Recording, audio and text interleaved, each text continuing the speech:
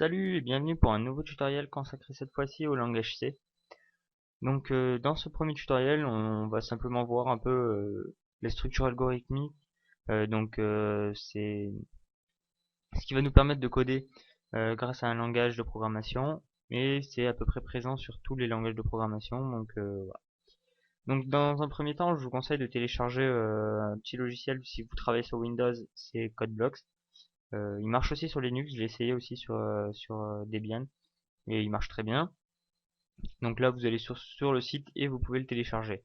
Donc je vais pas le faire moi parce que j'ai déjà fait et puis c'est pas forcément super intéressant.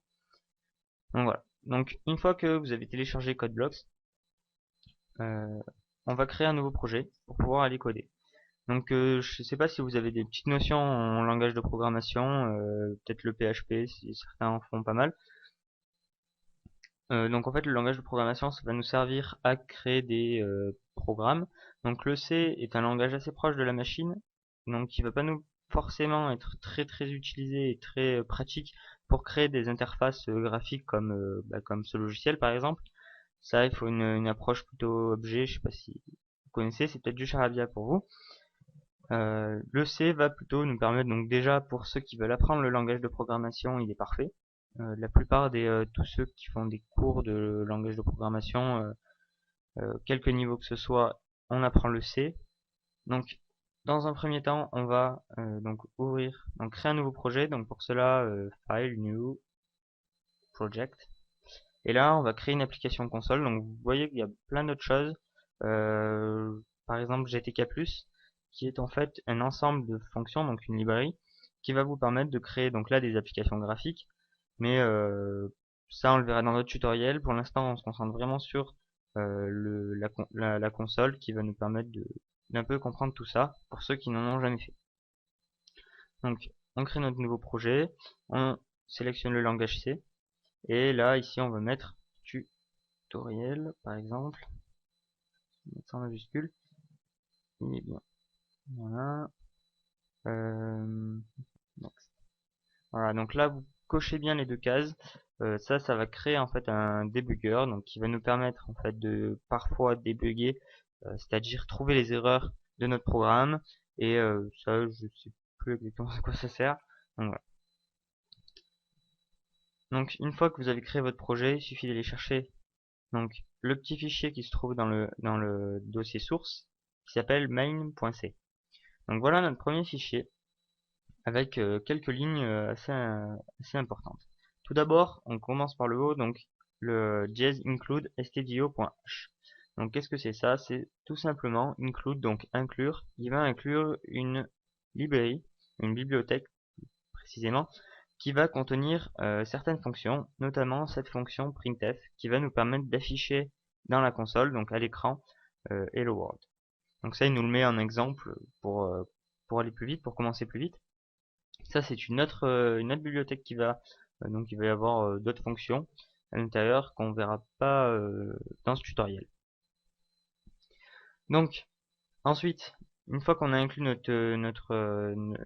ça pourrait tout à fait marcher ça, hein, mais sinon il reconnaîtrait pas la fonction printf pour information. Donc une fois qu'on a inclus nos fonctions, on va créer une fonction main, donc qui va permettre on va écrire notre programme à l'intérieur de cette fonction.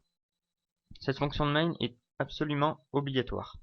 Lorsque vous allez en fait compiler donc votre projet, c'est-à-dire le compilateur en fait c'est un petit programme qui va transformer votre code C en langage machine pour qu'il soit compris par le langage de machine. Et il va créer un exécutable et ensuite on va pouvoir le lancer et démarrer une console, démarrer un logiciel, etc. Et donc en fait, donc ce compilateur, si il cherche absolument une fonction main, et s'il ne la trouve pas, il plante. C'est tout simple. Donc ensuite, une fonction printf qui va nous permettre donc d'afficher à l'écran, et ensuite ce petit return 0 qui va permettre en fait de dire au compilateur la fonction main s'est bien déroulée. Voilà, puisque voilà, c'est à peu près tout pour l'instant. Donc ça, on va l'enlever et on va commencer sur de nouvelles bases. Voilà. Donc ça aussi, on va l'enlever puisque ça sert à rien. Et donc si on veut lancer notre programme, il suffit de cliquer ici sur Build and Run. Donc je ne sais pas si vous l'avez, ça doit se trouver donc ici, Build and Run, donc c'est F9, mais dans les barres d'outils, donc Tool, on peut les mettre ici. Voilà. Donc là, si vous le lancez, vous pouvez voir que vous avez la console qui s'affiche avec le temps. Donc là, Process Return 0, donc ça veut dire qu'il n'y a pas eu d'erreur, et ça met le temps auquel le programme a été effectué. Donc là, on peut quitter la console puisqu'il ne fait rien. Et donc nous, on va voir un peu les structures algorithmiques. Donc ça a l'air un peu complexe comme ça, mais c'est assez simple en fait. Mais c'est présent sur tous les langages de programmation. C'est la base de la programmation en fait. Donc je ne sais pas si certains d'entre vous en ont fait, notamment pour ceux qui ont moins de 18 ans, puisque apparemment en seconde, dans les nouveaux programmes du lycée, ils font de l'algorithme. Et donc là, on va mettre en pratique dans le langage C. Donc, qu'est-ce qu'on veut? Nous, là, on va simplement demander donc à l'utilisateur qui utilise notre programme d'entrer son âge. Et c'est à peu près tout. Donc, un âge, qu'est-ce que c'est? C'est un entier. Donc, vous pouvez pas avoir 18,2 ans, par exemple. Ça serait un peu stupide. Par contre, est strictement positif, puisque vous ne pouvez pas avoir 0 ans et vous ne pouvez pas avoir un âge négatif. Donc, dans un premier temps, on va créer une variable. Donc, une variable, qu'est-ce que c'est? Ça va être tout simplement une petite boîte, si on veut, qui va être où va être stocké des informations. Donc, pour déclarer une variable, pour lui dire petite dans cette petite partie de la mémoire de l'ordinateur, je veux stocker cette information. Donc pour cela, on va créer, donc là nous c'est un entier, donc int. Et ici, donc là on déclare notre variable, donc ça veut dire que c'est un entier, et par exemple, âge user. Voilà. Et là, soit on peut mettre égal à 0, puisque ça n'a pas été défini pour l'instant, soit on met rien, et on laisse faire. Donc, donc une variable ne peut pas commencer ni par des chiffres, ni par des caractères un peu spéciaux, comme un point d'interrogation, etc. Faut tout le temps qu'il commence par une minuscule, et voilà, c'est plus facile. Et il faut essayer de créer des variables qui soient en rapport avec ce que ça fait. Parce que si vous créez tout le temps des variables, ceux qui commencent, ils créent des variables x, y, a, b, à la fin on s'y retrouve plus du tout, et voilà. Il y a une autre petite technique aussi qui peut être pas mal, mais moi j'ai pas du tout l'habitude de le faire, donc je le fais pas souvent, c'est de euh, commencer par le type de variable que c'est. Comme ça après on va savoir ce que c'est comme variable. Par exemple là c'est un int, donc je vais mettre i âge user. Comme ça on va savoir que âge user c'est un entier. Voilà. Donc c'est pas mal pour s'y retrouver plus loin lorsqu'on n'a pas toutes les variables devant nous, mais moi je le fais généralement pas. Donc ensuite, une fois qu'on a déclaré notre variable, on va demander donc à l'utilisateur d'entrer son âge. Donc pour demander à l'utilisateur d'entrer son âge, on va utiliser donc une fonction qui s'appelle scanf. Mais tout d'abord, on va lui afficher à l'écran entrez votre âge, sinon l'utilisateur il va arriver, on va lui demander quelque chose, mais il va pas du tout savoir quoi. Donc comme la fonction tout à l'heure, on va écrire printf, et là on va utiliser double quote. Faites gaffe parce que les simple quotes ça marche pas. Ça bug. C'est simple quote, c'est pour utiliser pour un seul caractère, et les double quotes pour une phrase, pour une chaîne de caractères. Donc printf, donc entrez votre âge, deux points et un espace. Et à la fin, il ne faut surtout pas oublier de mettre un point virgule entre chaque ligne. Je sais pas du tout si vous le voyez la caméra, mais vous pouvez voilà. Mais il y a des points virgules à la fin de chaque ligne. Si vous les mettez pas, ça plante. Regardez, donc là si je construis mon exécutable, je peux voir entrer votre âge. Maintenant si je l'enlève, il va planter. Voilà. Il veut pas, il m'affiche une erreur. Donc il faut faire très attention à ça parce que ça c'est souvent source d'erreur. Donc une fois qu'on a entré notre âge, là ici on veut donc taper, donc demander à l'utilisateur, donc l'utilisateur va taper son âge, et donc là on va faire un scanf. et un scanf. Donc pour récupérer l'âge, on va tout d'abord dans un premier temps lui afficher plusieurs paramètres. Donc le premier paramètre, ça va être le format sur lequel on veut récupérer la variable. Donc le format ici c'est un entier. Donc on va l'utiliser sur le format entier, donc c'est %d. Les formats s'affichent toujours par pourcentage et une lettre. Donc il y en a plusieurs qu'on verra par la suite. %d. Et ensuite un autre paramètre séparé par une virgule. Donc les paramètres c'est tout le temps pareil, hein, que ça soit dans que ça soit dans le PHP, le Java ou ce que vous voulez, c'est toujours comme ça. Donc dans une fonction, c'est on sépare chaque paramètre par une virgule et voilà. Et là, donc là, on va utiliser donc là, il faut lui dire tu stockes donc ce que l'utilisateur rentre dans cette variable. Donc si je mets age user, on pourrait tout à fait se dire tu stockes là ce que l'utilisateur rentre dans la variable age user. Seulement ça va complètement bugger tout simplement puisque on veut pas age user, en fait c'est le contenu de la variable. Euh, c'est un peu abstrait. En fait, il faut s'imaginer qu'il y a un tableau avec dans un champ donc dans une colonne la donc l'identifiant si on veut l'adresse de la mémoire et dans l'autre le contenu. Et donc là nous en utilisant age_user on va lui indiquer le contenu. Seulement pour insérer du contenu dans une variable, lui faut pas le contenu, il s'en fout du contenu, il veut savoir où il va mettre cette adresse, ce contenu. Et donc il faut lui indiquer l'adresse. Et pour lui indiquer l'adresse, on va tout simplement utiliser le sterluette, c'est le i commercial.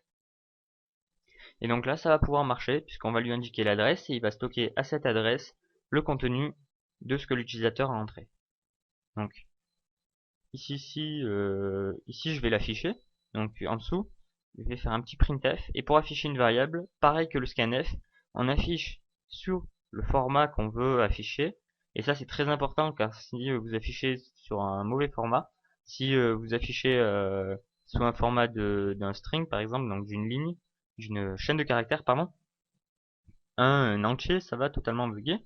Et ici, on va lui indiquer, donc cette fois-ci, pas l'adresse, l'adresse on s'en fout complètement, on va lui indiquer le contenu de la variable. Donc ici, age user.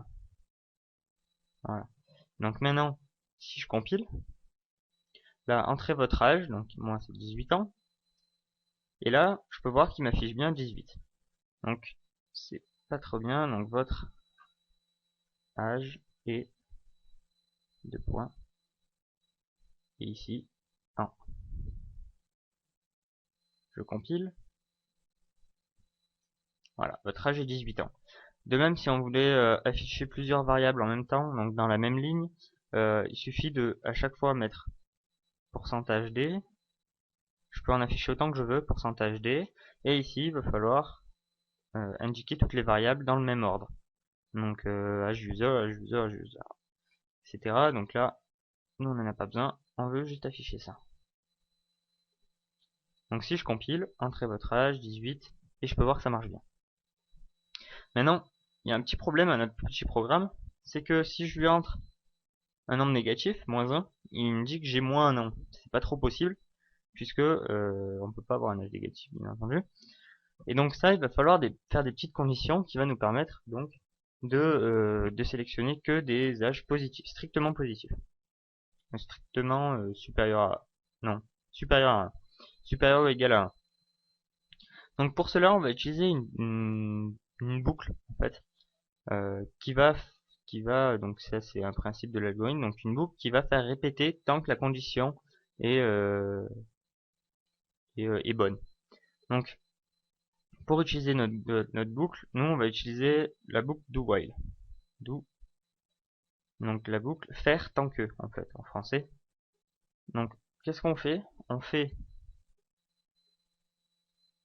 Donc on fait écrire entrer votre âge, on lit l'âge de l'utilisateur, et là, tant que, donc while, tant que, qu'est-ce qu'on veut? Tant que le age user est donc on lui demande son âge tant que c'est inférieur à inférieur ou égal à, non, inférieur à 1. Voilà. Et là, on n'oublie pas le petit point virgule. Et là, si on compile, donc entrez votre âge, si je mets -1, il va me le redemander. À l'infini, si je peux mettre 0, 0, 0, il me le redemande à chaque fois, puisque c'est pas un bon âge. Maintenant, si je mets 18, il me l'affiche bien.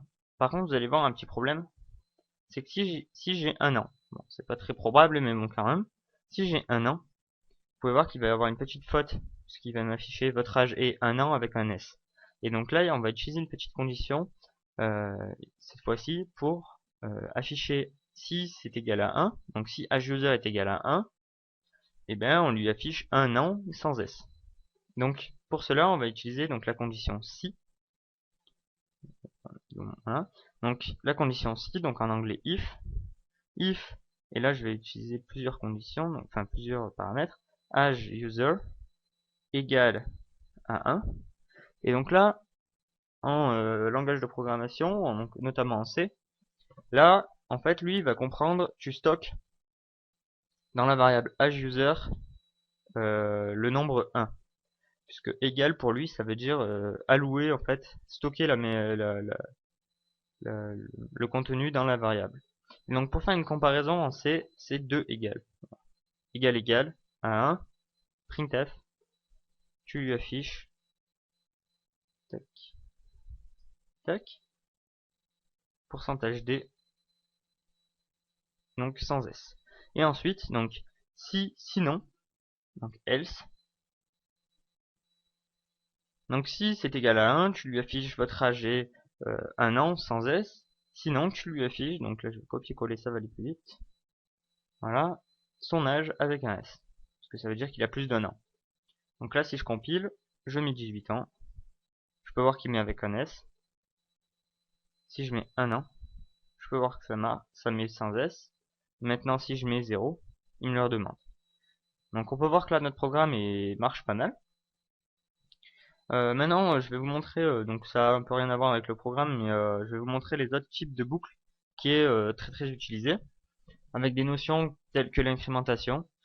Donc la première boucle, donc là on a vu la boucle do while qui va répéter, qui va faire tant que la condition est bonne.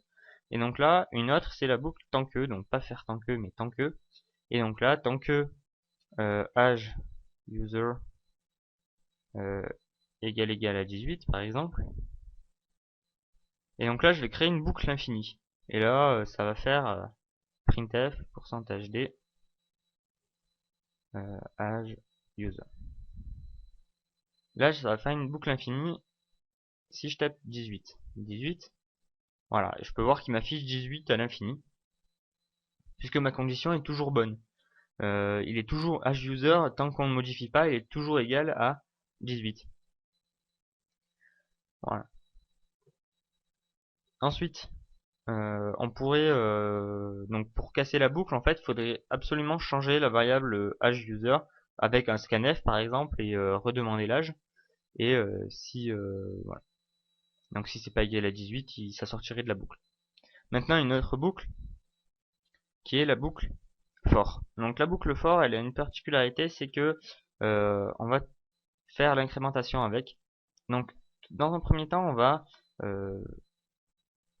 créer une variable i, int i. Voilà.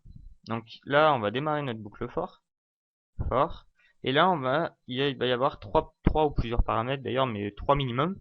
C'est-à-dire, dans un premier temps, qu'est-ce que la variable de boucle, donc une variable de boucle, c'est celle qui va être utilisée pour l'incrémentation, etc.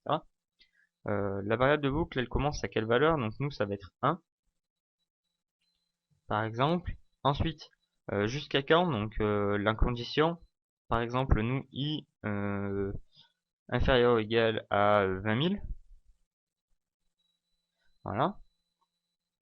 Et i plus plus. Voilà, donc là, c'est une petite chose qui s'appelle l'incrémentation. Donc on pourrait tout à fait mettre i égale i plus 1. Mais on met pour raccourcir i++. L'incrémentation, qu'est-ce que ça va faire? Ça va faire qu'à chaque tour de boucle, on va ajouter 1 à la variable i. Et ça, c'est très très pratique puisque ça va nous permettre de, par exemple, compter des lignes et faire plein de choses grâce aux boucles. Donc là, nous, i++, et là, on va afficher la ligne. Donc printf, %d, donc ça, vous commencez un peu à avoir l'habitude. I, donc là, on affiche la ligne. On va un peu séparer. Voilà. Et printf, j'affiche salut. Voilà. Seulement, là, il va y avoir un petit problème, c'est que ça va s'afficher sur une ligne. Et on va rien y voir. Donc pour mieux y voir, on va sauter une ligne entre chaque. Pour sauter une ligne, c'est /n.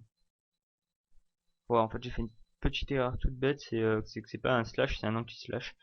Euh, c'est l'habitude avec le PHP.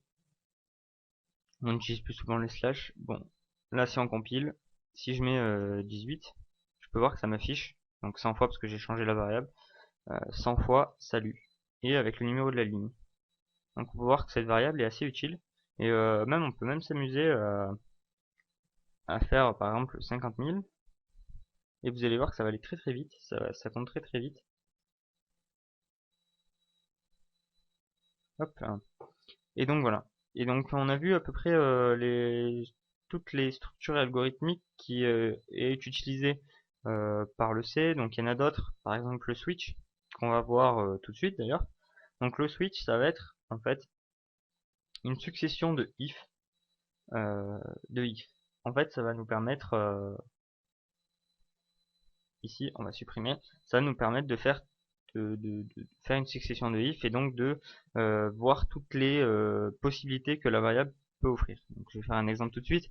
Donc switch, et là on va mettre la variable sur laquelle on va utiliser age user. Donc dans le switch, on peut utiliser que des entiers. Et dans ces entiers, donc on va faire case. Donc si, donc dans la case, donc le cas où age user est égal à 1, deux points, qu'est-ce que je fais? J'affiche printf, vous avez %d en de age user. Voilà, donc si et là, on break, on casse la boucle. Sinon, il va faire toutes les cases, il va vérifier toutes les cases. Or, age user, il peut avoir qu'une seule case. Donc là, donc si age user est égal à 1, on affiche, oula, j'ai mis un S, printf, donc on affiche son âge sans S. Ensuite, on va faire donc case, par exemple 18,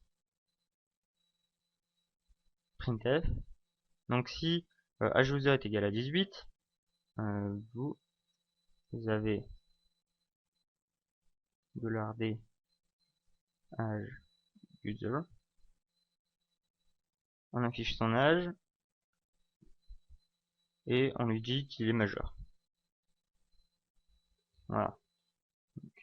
Ici, il faut jamais oublier de casser la boucle, sinon ça va faire toutes les cases, il faut pas. Ensuite, par exemple, case 60. Donc là, pareil, on lui affiche par exemple qu'il est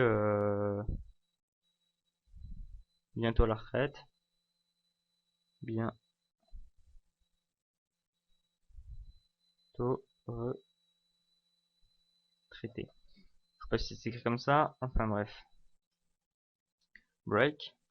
Voilà. Et donc là, ensuite, on veut lui afficher, donc si c'est égal à 1, on lui affiche âge sans ans, sans S. Si il est égal à 18, on lui affiche son âge avec un S et un petit commentaire. Et sinon, donc pour toutes les autres valeurs de age user, on veut lui afficher un message par défaut. Donc pour cela, on fait default, deux points. Donc ça, c'est toutes les autres valeurs. On lui affiche simplement son âge. Voilà, avec un S bien entendu.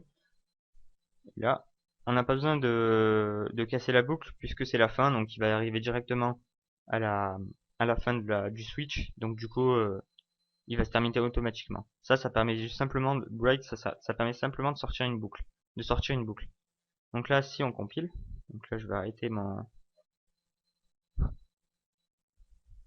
compteur. Donc là, il me demande mon âge. Donc si j'affiche 15 ans, il m'affiche simplement 15 ans. Maintenant, Si je lui mets 18 ans, il me dit vous êtes majeur. Vous pouvez voir par ailleurs que, je sais pas si vous voyez super bien, euh, il m'affiche pas les accents, c'est tout simplement sur Windows, dans la console, les accents sont pas pris en compte. Pour qu'ils soient pris en compte, d'ailleurs je sais pas vraiment comment il faut faire. Il vaut mieux pas utiliser d'accent, sinon sur Linux c'est pris en compte et ça affiche les accents. Donc là on va lui enlever vous êtes majeur. Et donc si je mets 60, je peux voir que ça met bientôt retraité.